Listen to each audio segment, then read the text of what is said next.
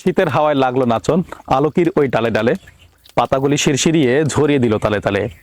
আসছে শীত, শীত মানেই পাতা ঝরার গান আর ঘাসের উপর পড়ে থাকা শিশির বিন্দু।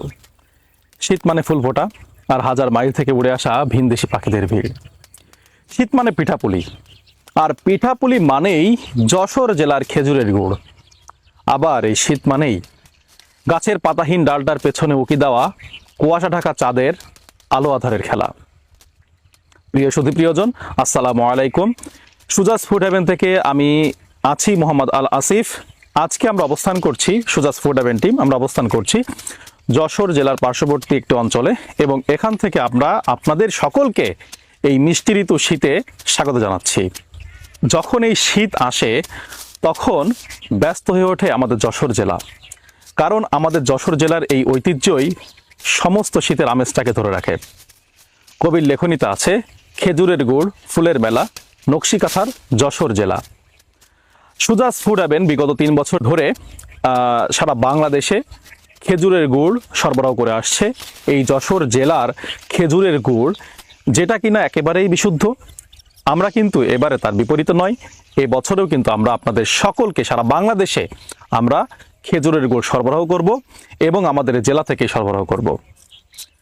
আমরা এখানে এসেছি, আমরা আসলে আমাদের শীতের যে ঋতু চলে এসেছে এবং আমাদের গাছিরা ব্যস্ত হয়ে উঠেছে, তারা প্রস্তুতি নিচ্ছে, তারা গাছ তুলছে। তো এইটা আমরা আসলে পর্যবেক্ষণ করতে এসেছি। চলুন আমরা দেখে নিই শীতের এই আমেজটাকে ধরে রাখার জন্য আমাদের গাছিরা কি কি পদক্ষেপ গ্রহণ করেছে, কি কি প্রস্তুতি চলছে। চলুন দেখা যাক। একটি খেজুর গাছ থেকে রস সংগ্রহের পূর্বে অগ্রহায়ণের শেষের দিকে গাছের কাণ্ডের একেবারে উপরের অংশে পাতা সম্বলিত বাকলগুলি ধারালো দা দিয়ে চেঁচে পরিষ্কার করা হয়, যাকে গাছ তোলা বলে। 7 থেকে 8 দিন পরে পুনরায় পরিষ্কার করা হয়। গাছ তোলার 2 সপ্তাহের মাথায় চাছা অংশ কিছুটা কেটে বাঁশের নল বা নলি ও খিল লাগিয়ে এবং সম্মুখ ভাগে হাড়ি ঝুলিয়ে দিয়ে রস সংগ্রহ করা হয়। রস আহরণের সময়কালের উপর ভিত্তি করে খেজুরের রসকে জিড়ান, দোকাট এবং ঝরা এই 3 ভাগে ভাগ করা হয়ে থাকে। প্রথম রাতের সংগ্রহ করা রস গুণে ও মানে সর্বোৎকৃষ্ট এবং পরিমাণেও সর্বোচ্চ পরিমাণ পাওয়া যায়, এবং এই রসকে বলা হয় জিড়ান। পরদিন বিকালে গাছের চোখ বা কাটা অংশটুকু দা এর সাহায্যে চেঁচে পরিষ্কার করা হয় এবং দ্বিতীয় রাত্রের নির্গত রসকে বলা হয় দোকাট।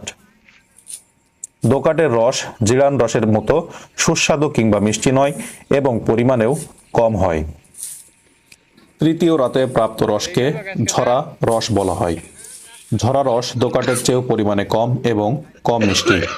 অনেক ক্ষেত্রে ঝরা রস টক স্বাদযুক্ত হয়। পরবর্তী 3 দিন গাছকে অবসর দেওয়া হয়। এরপর আবার নতুন করে গাছ চাছা বা কাটা হয় এবং রস সংগ্রহ করা হয়। খেজুরের রস আবহাওয়ার উপর নির্ভর করে।